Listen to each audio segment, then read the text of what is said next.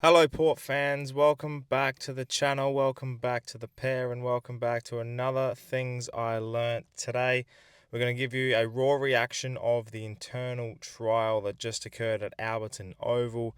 The black team got the job done over the teal team by 7 points in a game that had three periods, 20-minute quarters, 20-minute periods they were. And they were stopping at halfway, like every 10 minutes, just to do a bit of a game review type of thing so far. So it was very interesting. There was a lot to sort of take away. And the number one thing, which a lot of people were definitely keeping a close eye on, and one that I'll make sure that I cover now, is the Connor Rosie incident with Jason Horne-Francis. It was just a tackle that he sort of landed on his ankle. A lot have been desired to say that it was a stub toe, and I quietly believe that that's the case and not even anything to worry about. He was on the balcony within 20 minutes after showering and in Burks. So I think he's going to be okay. Obviously, it was sort of an interesting hit out. Look, to be honest, if there's another thing I learnt from this whole thing is these internal trials are just boring and bullshit, to be honest.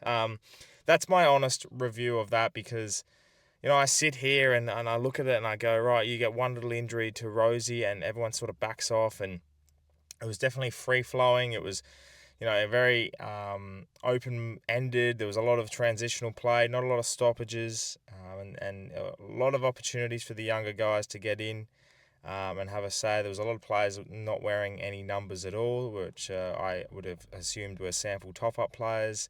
And even the likes of Jacob Moss were participating, and Watkins as well, and everything like that. So they were all involved, and everyone was sort of getting a bit of their own time, which I thought was quite interesting, and definitely something that I wouldn't take into too much consideration. More of a glorified match simulation for fans to come and watch, and take away very little from. But it was nice. It was a beautiful night at Alberton, and I think any kind of fitness to get out of this week in particular, especially with a long weekend and 8 days to round one, I would say that this is this is a tick in the book for that sort of perspective. But overall, not a lot to sort of say in terms of this internal trial because I didn't take a lot away from it, considering um, how short it was and how much of a hit out it really was. So I wouldn't be worrying too much. Came through unscathed otherwise without any injuries, other than the Rosie mishap. But other than that, we looked pretty good. So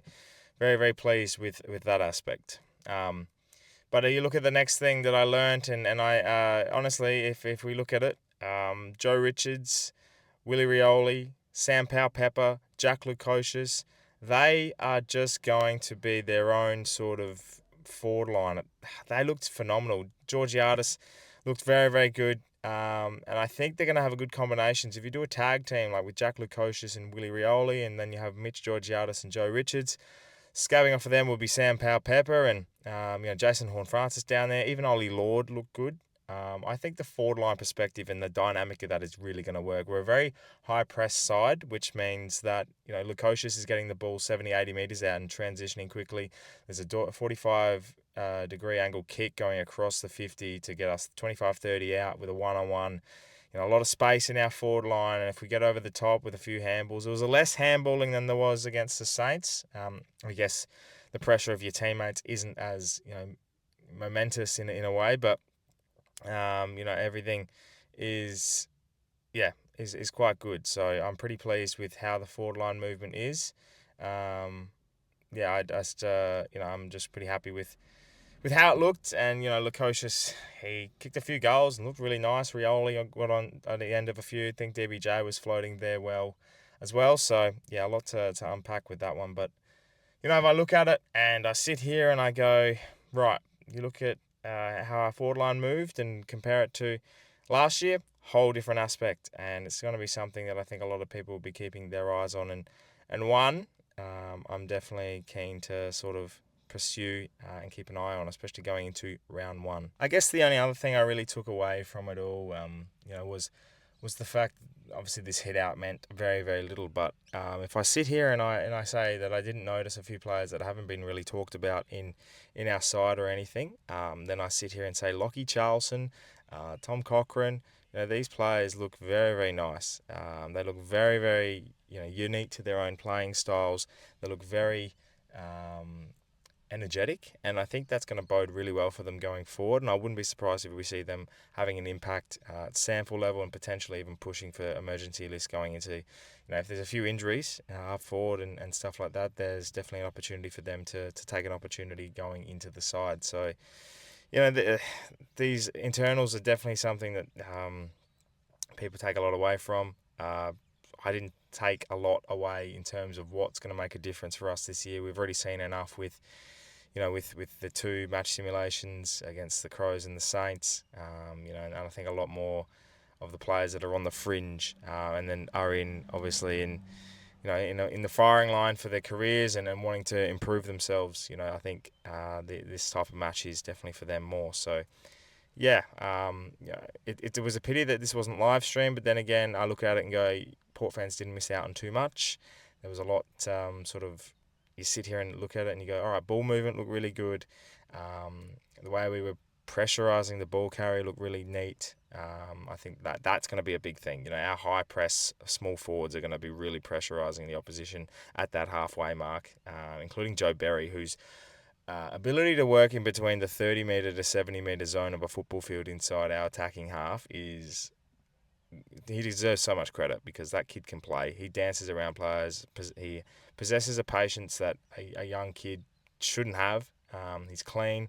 He knows what to do. His 15, 20 metre touches are great. And he'll impact the scoreboard as well this year too. So I look forward to seeing him in round one as well. So after a beautiful night at Alberton, one that I definitely enjoyed attending with a Pirate Life beer, beautiful lights, beautiful, beautiful, beautiful time at Alberton, enjoying Port Adelaide win. Basically, either way, Port Adelaide won. So it was a good night. Very enjoyable. I look forward now to round one, and I hope you are too. Make sure you subscribe to the channel for plenty more Port Adelaide and AFL content. If you're at the game tonight at the internal, let us know what you learnt and what you thought.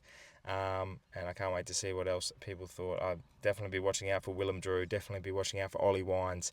Definitely be watching out for Kane Farrell off a half-back.